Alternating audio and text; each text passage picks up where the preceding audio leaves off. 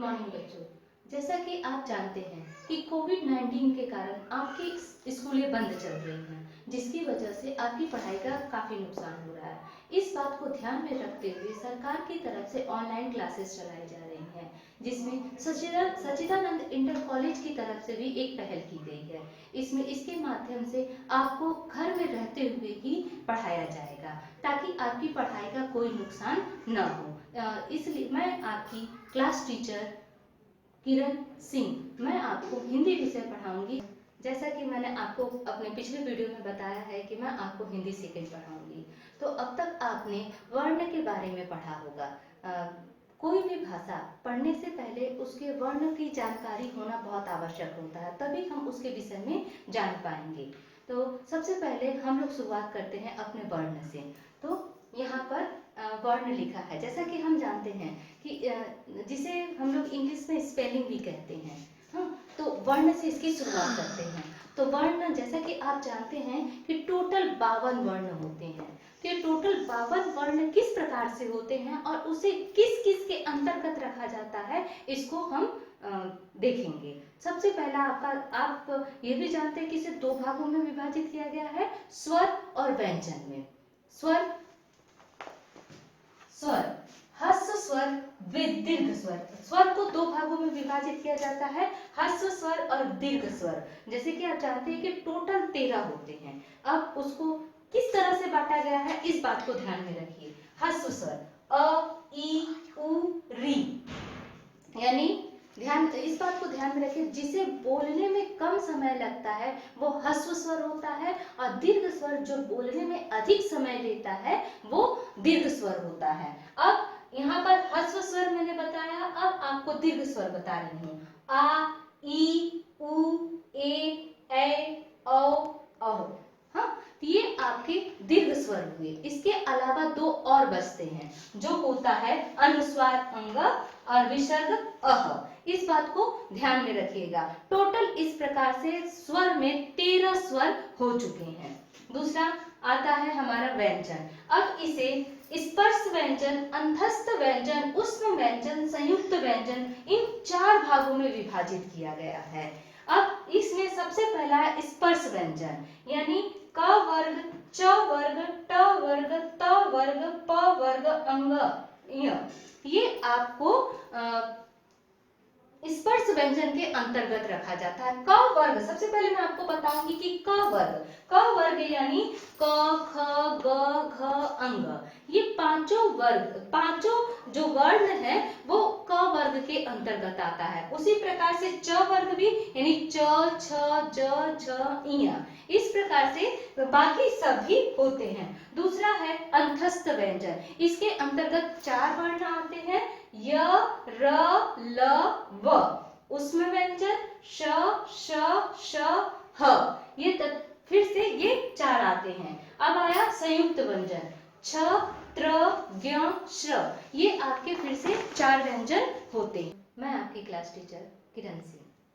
जैसा कि आपने पिछले वीडियो में वर्ण के बारे में पढ़ा, अब उसको जो विभाजित किए गए थे, विभाजन में किस प्रकार से टोटल 52 वर्ण होते हैं, इसके बारे में मैं आपको जानकारी दूंगी। कल बताते हुए ही मैंने आपको बताया था कि स्पर्श व्यंजन में या बाकी व्यंजन में कितने कितने हैं। ये आप लोग घर में होमवर्क की तरह करेंगे। थोड़ा सा डिटेल मैं आपको बोर्ड पर बता दे रही हूँ। स्वर, मैंने आपको कल ही बताया था कि स्वर टोटल 13 होते हैं। स्पर्श व्यंजन 27, इसमें ध्यान में रखिएगा। क वर्ग, च वर्ग, ट वर्ग, प वर्ग और त वर्ग, ये जो 5 वर्ग होते हैं, इसमें टोटल 25 होते हैं। बाकी के 2 जो होते हैं उसे लेकर टोटल 27 हुए हैं। अब आपका आया अंतस्थ व्यंजन, जो कि 4, ऊष्म व्यंजन 4, संयुक्त व्यंजन 4। इस प्रकार से करके टोटल हमारे पास 52 मिल जाते हैं, और हमारे पूरे वर्णमाला की गिनती भी पूरी होती है। अब ध्यान में बात ये सोचने वाली है कि इसे इन वर्गों में क्यों विभाजित किया गया है। स्वर को जैसे कि 2 भागों में विभाजित किया गया था, ह्रस्व और दीर्घ, यानी ह्रस्व में कम समय लगता है, इस वजह से बोलने में कम समय लगता है, इसलिए इसे ह्रस्व स्वर कहते हैं। दीर्घ, इसे बोलने में और अत्यधिक समय लगता है, इस वजह से इसे दीर्घ कहा जाता है। तीसरा एक और होता है, वो आगे आप अपने पाठ में पढ़ेंगे, प्लुत स्वर।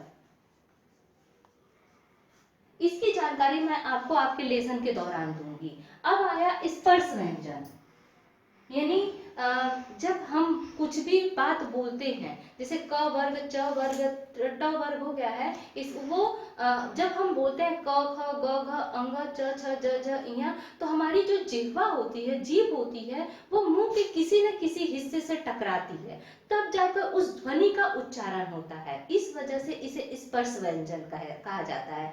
अब दूसरा आया अंतस्थ व्यंजन, जो कि 4, कल की वीडियो में देखिएगा तो उसमें य, र, ल, व, यानी मुंह के अंदर से निकलने वाली को अंतस्थ व्यंजन कहते हैं। तो तीसरा है ऊष्म व्यंजन। ऊष्म व्यंजन में जब हम उसे बोलते हैं तो हमारे मुंह से गर्म हवा निकलती है, इसीलिए इसे ऊष्म व्यंजन कहा जाता है। अब आया आखिरी संयुक्त व्यंजन। ये व्यंजन 2 वर्ण की सहायता से बना हुआ है, इसलिए इसे संयुक्त व्यंजन कहा जाता है। मैं क्लास 6 की हिंदी टीचर आपको व्याकरण के बारे में पढ़ाऊंगी, जो कि आपका पहला चैप्टर उसमें है भाषा एवं व्याकरण। उसके बारे में मैं आपको संक्षिप्त जानकारी दूंगी। सबसे पहले भाषा, जिस माध्यम के द्वारा मनुष्य अपने भाव या विचारों को प्रकट कर सकता है तथा दूसरों के विचारों को ग्रहण कर सकता है, भाषा कहलाता है। यानी किसी के भाव को ग्रहण करना और अपने भाव को बता पाना ही भाषा कहलाता है।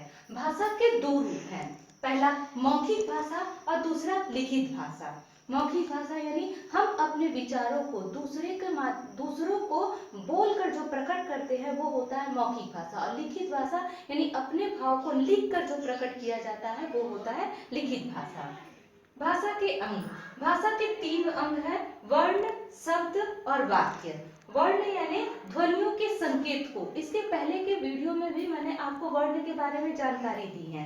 यानी ध्वनि का वर्ण, शब्द का वह छोटा से छोटा ध्वनि जिसके और टुकड़े न किए जा सकते हैं, वो वर्ण कहलाते हैं। दूसरा शब्द, अक्षर के सार्थक समूह को, यानी वर्ण जो होता है उसके सार्थक समूह को ही वर्ण कहा जाता है, को शब्द कहा जाता है। तीसरा है वाक्य, शब्दों के सार्थक समूह को, ये तीनों एक दूसरे के साथ जुड़े होते हैं।